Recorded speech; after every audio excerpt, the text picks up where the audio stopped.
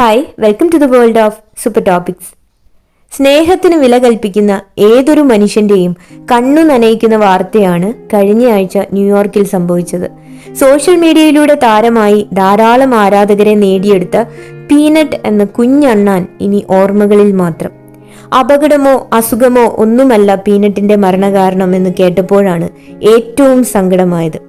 യാതൊരു കാരണവും കൂടാതെ സംസ്ഥാന അധികൃതർ പീനട്ടിനെ ദയാവധത്തിലൂടെ ഇല്ലാതാക്കിയത് വെറും ആരോപണങ്ങളുടെയും പരാതിയുടെയും പേരിലാണ്. 7 വർഷം മുൻപാണ് മാർക്ക് ലോങ്കോ എന്ന ചെറുപ്പക്കാരന് പീനട്ടിനെ ലഭിക്കുന്നത്. ലോങ്കോ റോഡിലൂടെ യാത്ര ചെയ്യുമ്പോൾ ഏതോ ട്രക്ക് കയറി ചതഞ്ഞരഞ്ഞു കിടക്കുന്ന ഒരു അണ്ണാന്റെ ശരീരം കണ്ടു.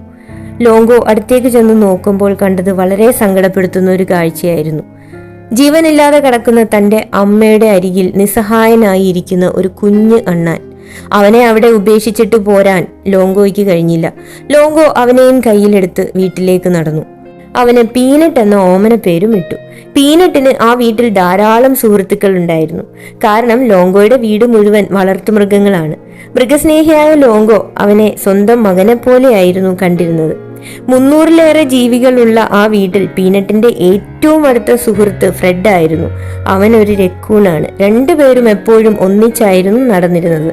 വീട്ടിൽ നിന്നും പുറത്തെവിടെയും പോകാത്ത ഇവർ അയൽക്കാർക്കോ നാട്ടുകാർക്കോ ഒരു ശല്യവും ചെയ്യാതെയായിരുന്നു ജീവിച്ചിരുന്നത് എന്ന് ലോങ്കോ എടുത്തു പറയുന്നുണ്ട്.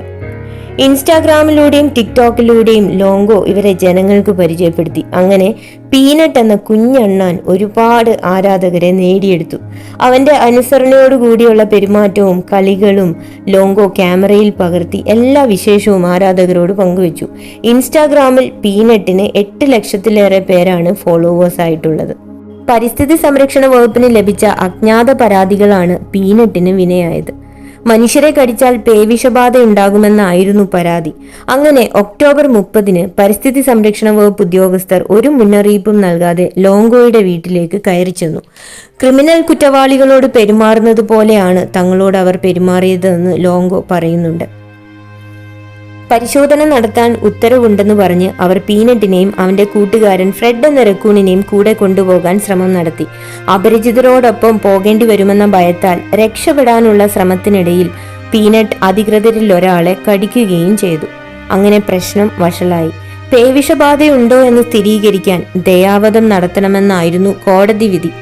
റാബീസ് പരിശോധന നടത്തുന്നത് ബ്രെയിനിന്റെ പരിശോധനയിലൂടെയാണ്. അതിന് കൊന്നിട്ട് മാത്രമേ അങ്ങനെ ഒരു ടെസ്റ്റ് മൃഗങ്ങളിൽ സാധ്യമാകൂ. അങ്ങനെ പീനട്ടും ഫ്രെഡും ഒന്നിച്ച് യാത്രയായി. മറ്റൊരു വാർത്തയും ഇതിനോടൊപ്പം വന്നിട്ടുണ്ടെങ്കിലും അത് തെറ്റായ വാർത്തയാണ് എന്ന് പ്രമുഖ പത്രം റിപ്പോർട്ട് ചെയ്തിട്ടുണ്ട്. പീനട്ട് വിഷയം ഇപ്പോൾ രാഷ്ട്രീയപരമായി കൊണ്ടുപോകാനാണ് ചിലർ ശ്രമിക്കുന്നത്.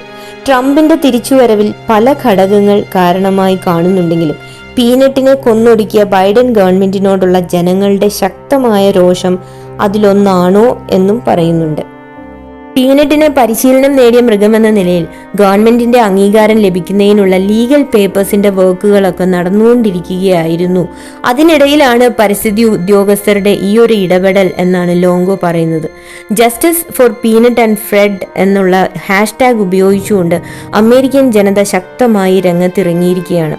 പുതിയ നിയമങ്ങൾ കൊണ്ടുവരാൻ അത് സഹായിക്കുക തന്നെ ചെയ്യും എന്നാണ് മൃഗസ്നേഹികളുടെ വാദം. ട്രംപിന്റെ വിജയാഘോഷവും പീനട്ടിന്റെ ദയാവധവും അമേരിക്കയിൽ ചൂടുപിടിച്ച വാർത്തയായിക്കൊണ്ടിരിക്കുകയാണ്.